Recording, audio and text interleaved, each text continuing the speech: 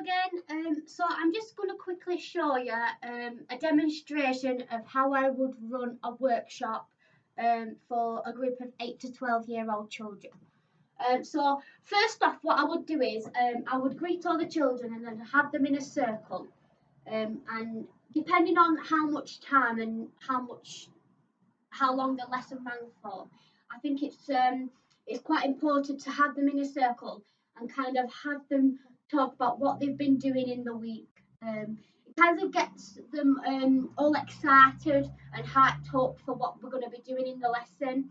And I think it's really important for each child to have their turn talking.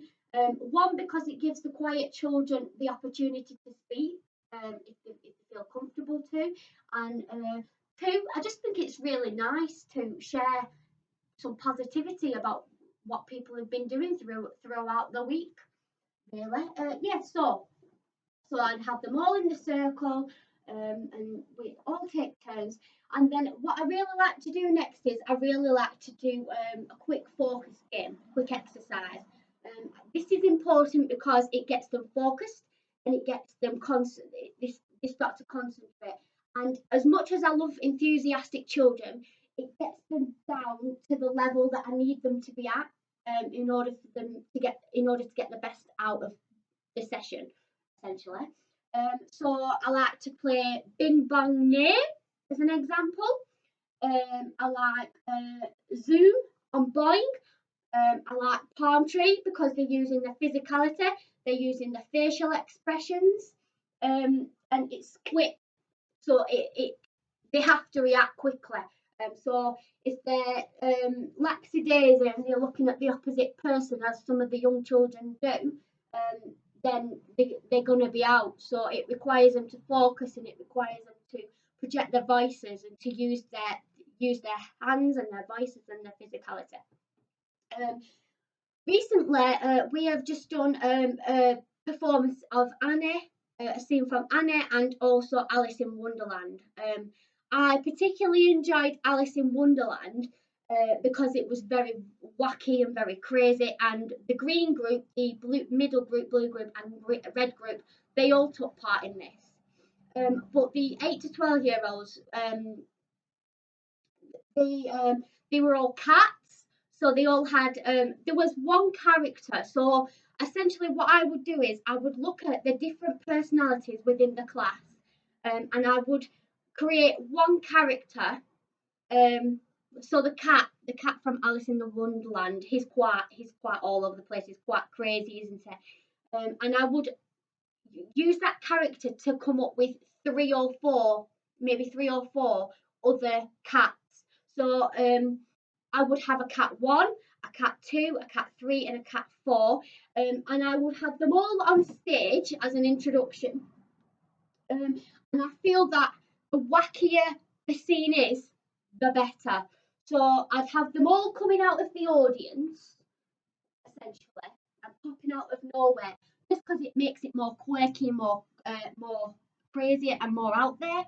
And I would have them all talking about, well, where do you want to get to? And part of the story of Alice in Wonderland, and as I'm sure you'll know, is about talking about what journey Alice is on and using your imagination on all these different wonderful creatures coming out of the middle of nowhere. So I feel that to use the audience and to use the space, use the environment is what we want. Not just walk on as an entrance of just I'm on stage, but coming through the audience and using their bodies. That's really what I want the children to essentially do. I also feel that it's really important to not have the children who are maybe not the cat part to just be sat there for a long period of time watching, because for somebody of especially the younger ones, for the ages of 8 to 9 years old, it can be quite boring sometimes, and they can get fidgety. So if I had an assistant, as an example, what I would do is I would ask them in their part, if they had a part, to work in their small groups and maybe go to another little area out of the room and work on what they wanted. Because even though as the drama teacher it's my responsibility to think about how I want the scenes and the roles to be casted, how I want the characters to be interpreted. I also think it's really important for children to interpret their own ideas, to be creative and imaginative in asking them, how do you see that character? So, for example, um, recently one of the children who I casted as the cat, um, she did something amazing with her tail, and she did something with the hat where she did this, and I didn't originally cast that, but I thought it was absolutely fabulous. So I said, do you know what? We're just going to get rid of that, and we're going to add what you've just created. I like children. I like them to be a part of what I'm making. We go on a journey together. It's just not me telling them what I expect of them, but maybe giving suggestions and helping each other. Um, and it also helps because then the children are not sat there just watching the action on stage. They're being a part of it. Um, I don't think I would actually, as well. What I also like to do is I like to read through the script. So if it was the first or the second week where we'd just come into a new term, um, I think that it's really important to break down the script, for the children to know where the entrances and exits are, where the transitions are going to be, how they're going to block. We're going to block the scene, to talk them through the process, so that when they start to act it out, they have an idea of what's happening and where they're going to next. So the fluidity flows a lot better.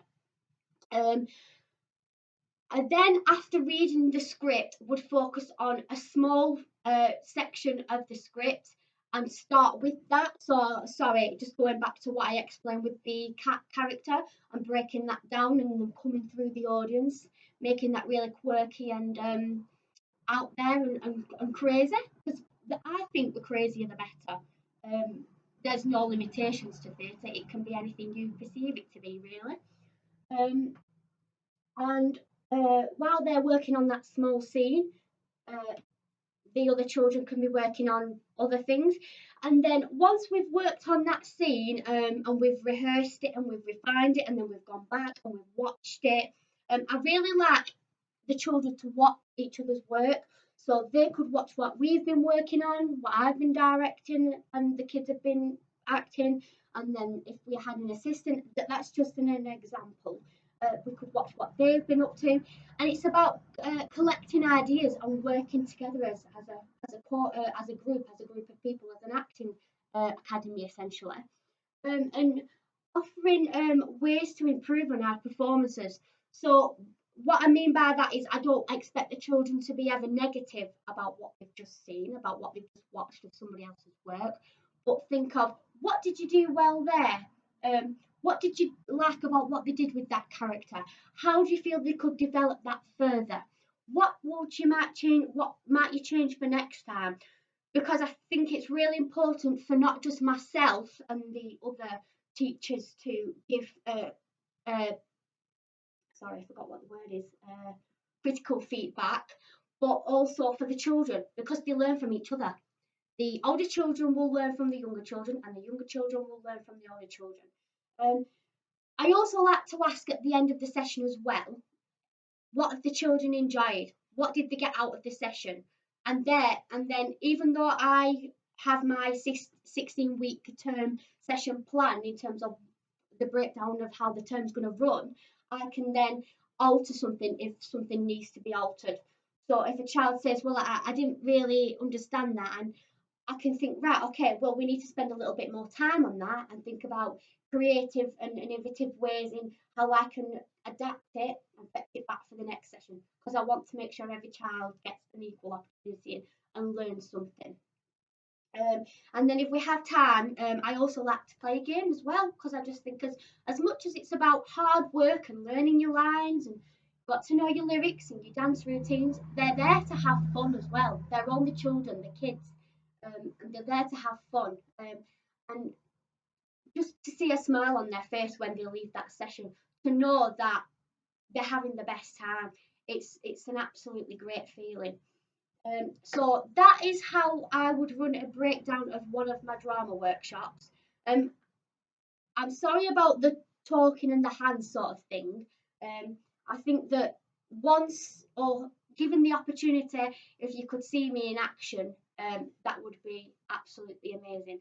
So again, thank you very much for your time, and I look forward to seeing you for the second stage of the interview process. Bye.